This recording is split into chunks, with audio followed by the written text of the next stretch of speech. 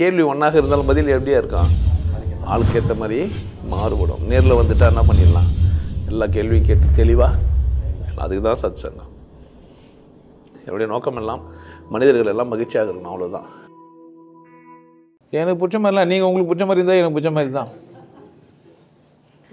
எனக்கு குடிக்கிறவங்கள பிடிக்கும், குடிச்சிட்டு அடுத்தவங்கள டிஸ்டர்ப் பண்ணாத வரைக்கும். நல்லா குடிக்கிறாங்களே அவங்களுக்கு எனக்கு ரொம்ப பிடிக்கும். அடுத்தவங்களை என்ன பண்ணாத வரைக்கும் டான்ஸ் ஆடுறேன் பாடுறன்ற சாக்கில் அடுத்தவங்களை வந்து வல்கராக யூஸ் பண்ணுறது, வித்தவுட் பர்மிஷன் என்ன, புரியுதா? அப்போ குடிக்கிறது பிடிக்காமல் இருக்காது, குடிக்கலாம்.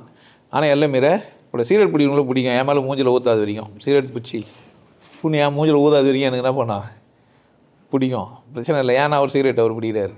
கரிமீன் சாப்பிட்றவங்களும் பிடிக்கும், ஏன்னா அவர் காசு கொடுத்து என்ன பண்ணுறாரு வாங்கி சாப்பிடுது. சைவம் சாப்பிட்றவங்களும் ரொம்ப பிடிக்கும் எனக்கு. ஏன் அப்படின்னு கேட்டேன்னா நிறைய மிச்சம் பண்ணுறாரு. கறி வேலை மீன் வேலைலாம் ஏறாமல் இருக்கிறதுக்கு காரணம் யார்? சைவம் சாப்பிட்றோம். அந்த மாதிரி எனக்கு வந்து எல்லா விஷயமும் அவங்கவுங்க அளவில் இருக்கும்போது எனக்கு ரொம்ப பிடிக்கும். நீங்களாக இருந்தால் எனக்கு ரொம்ப பிடிக்கும். நீங்களாக இருந்தால் எனக்கு ரொம்ப பிடிக்கும்.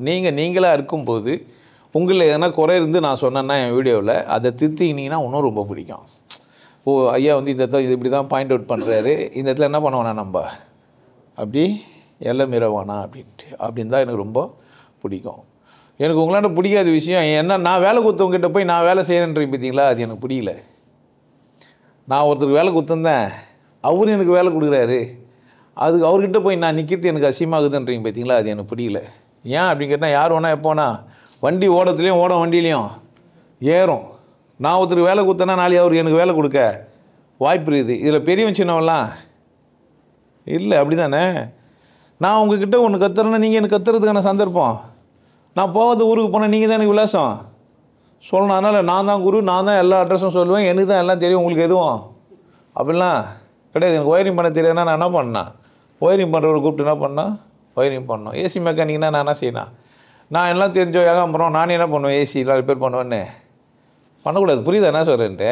அப்போ கொடுக்கல் வாங்கல்றது எல்லாத்துலேயுமே இருக்கும். இது புரிஞ்சுனீங்கன்னா எனக்கு பிடிக்கும், இது புரியலைன்னா பிடிக்காது. இது பேர் தான் ஆணவம் திமிரலாம். எங்கடான்னு கேட்டால் அடுத்தவனை இலக்காரமாக பார்க்குறது. சிறு துரும்பும் பல்குத்த உதவும், உருவு கண்டு இகழியல்.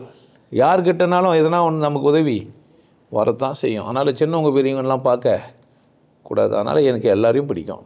யார் எப்போ உதவுவாங்கன்னு தெரியாது. கான்சியஸாக இல்லாமல் அன்கான்சியஸாக வந்துட்டா தண்ணி யார் ஊற்ற போகிறான் தெரியாது. நம்ம துரோகி எதிரி நம்ம நினச்சின்னு வைப்போம், அவன் தான் நம்மளை காப்பாற்றுறதுக்கு முன்னாடி வரவனா இருப்பான். அதனால் எனக்கு எல்லாரையும் பிடிக்கும். எனக்கு பிடிக்காது கடவுள் படைத்த அத்தனையும் எனக்கு பிடிக்கும். கூரிய முள் எனக்கு பிடிக்கும், ரோஜாவும் எனக்கு பிடிக்கும். முல்லை ஏன் பிடிக்கும்னா குத்ததுனால பிடிக்கும். ரோஜாவை ஏன் பிடிக்கும்னா மென்மையாக இருக்கிறதுனால. எனக்கு மென்மை மட்டுமே இல்லை, மெல்லியான் மகனை பெண்ணுக்கு பிடிக்காது, முரடா உனை ரசித்தேன். முரட்டுத்தனமோ தேவைப்படுது, கொஞ்சம் கோபமாக பேசுதோம் தேவைப்படுது, கொஞ்சம் உப்பு, கொஞ்சம் காரம், கொஞ்சம் புளி, இந்த மாதிரி சுவைகள் யாரும் பிடிக்கும். புரியுதா என்ன சொல்கிறேன்ட்டு? அதனால் பிடிக்காத விஷயம் எப்படா அப்படின்னு கேட்டிங்கன்னா, உன்னை நீ மதிக்காத போது எனக்கு பிடிக்காது. எனக்கு எப்போ பிடிக்காது அப்படின்னா, நீ ஒரு ஜாதிக்குள்ளே மாட்டின்னு சிக்கிக்கினா எனக்கு பிடிக்காது, ஒரு மதத்துக்குள்ளே மாட்டிக்கினேன்னா எனக்கு பிடிக்காது, நான் தான் பெரிய ஆளுன்ற ஒரு சிக்கலில் போய் சிக்கிக்கினேன்னா எனக்கு பிடிக்காது. அதர்வைஸ் எல்லோரும் எனக்கு பிடிக்கும். என்னை பிடிக்காதவங்களாம் யாருன்னு பாருங்கள். என்னை பிடிக்காதவங்களாம் யார் அப்படின்னு பார்த்தீங்கன்னா, மதத்தில் ஜாதியில் இல்லை எதனா ஒரு ஒழுக்க கோட்பாடுகளில் சடங்களை போய் மாட்டினா தான் என்னை பிடிக்காது.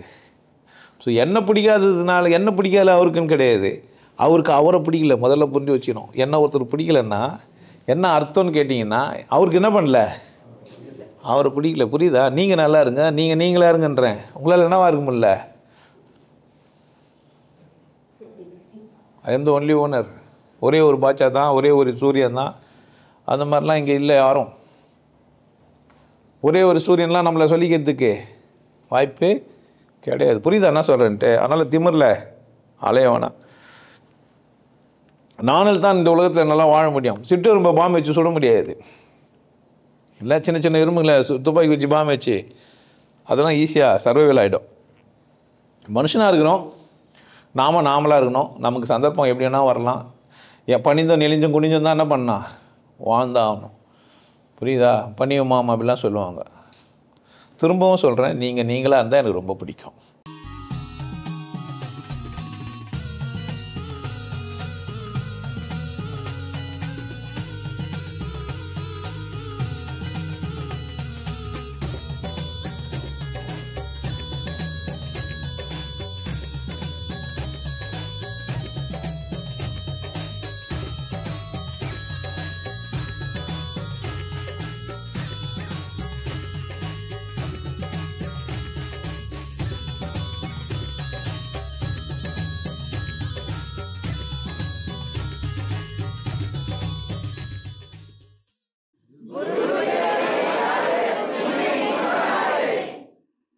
நல்லா இருங்க, சிறப்பாக இருங்க, கொண்டாட்டமாக இருங்க.